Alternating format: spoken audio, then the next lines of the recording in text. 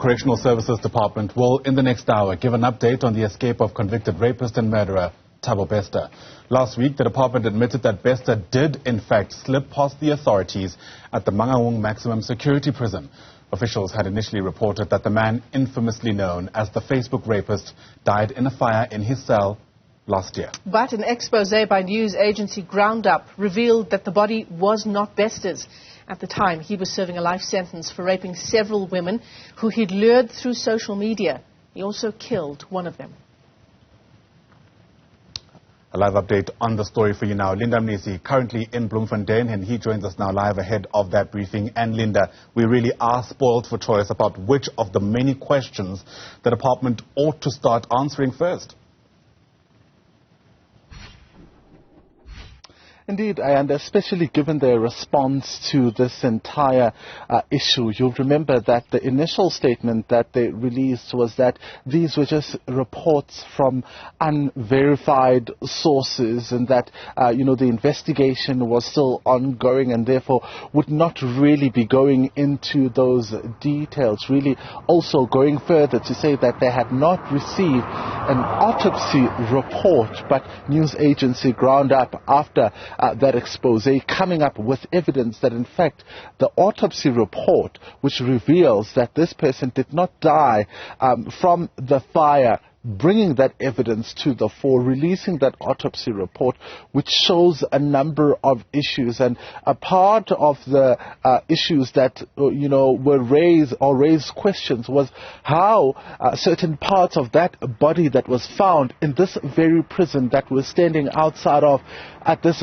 very moment, was how that body had now started reaching, or certain parts of it had started reaching early stages of decomposition, really bringing about questions of when exactly this person could have died. You'll remember the subsequent questions that came after was whether or not this body was brought into this prison. We had an opportunity, Ayanda, to interview an insider who's telling Newzroom Afrika that it would be nearly impossible with the kind of security that is in this facility.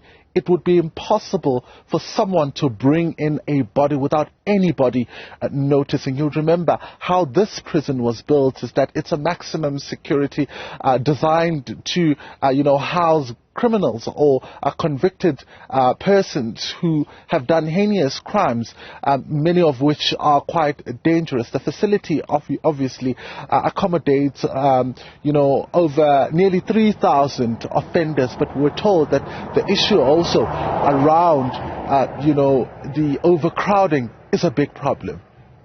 It's because of those security questions, Linda, that many people will be looking forward to hear from G4S as well, because we do know that particular facility is run through what's called a public-private partnership. Yes, indeed. This entire debacle has brought about questions around that contract that the government entered into. We know it's a 25-year contract, and they previously said that, it would not be renewed. So the Department of Correctional Services coming out last week saying that they have no intentions of renewing this particular contract was basically nothing new.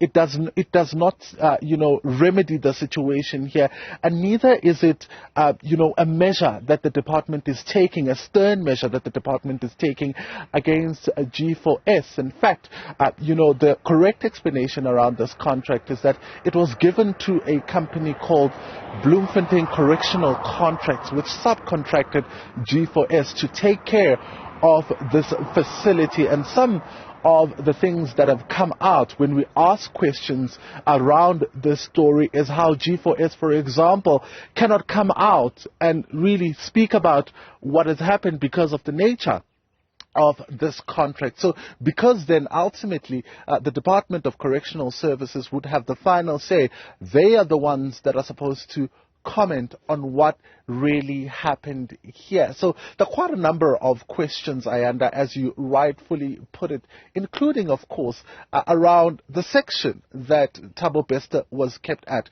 From insiders, and what we're being told by the insiders is that it's a maximum facility, it's a high care facility. Previously they would call them segregation facilities, and that means that any person who is brought into that is either brought in because they've committed other offences inside prison, or they are basically high risk, and they are high risk of them either harming other offenders, employees of the prison, or even escaping themselves. They say that it is so strict and it is so tight that it shouldn't be left, or at least is not meant to left unattended. Offenders who are kept in this particular section, we're told, are offenders who are watched 24 hours in terms of when they do certain things, their movements. They do not go out and go, for example, to make a call without being chained. That's how tight the security is, and that is the reason why there are so many questions around how this could have happened. Could it be that the inside, officials are the ones that could have assisted him, or could it be that there were high-profile people involved in this matter?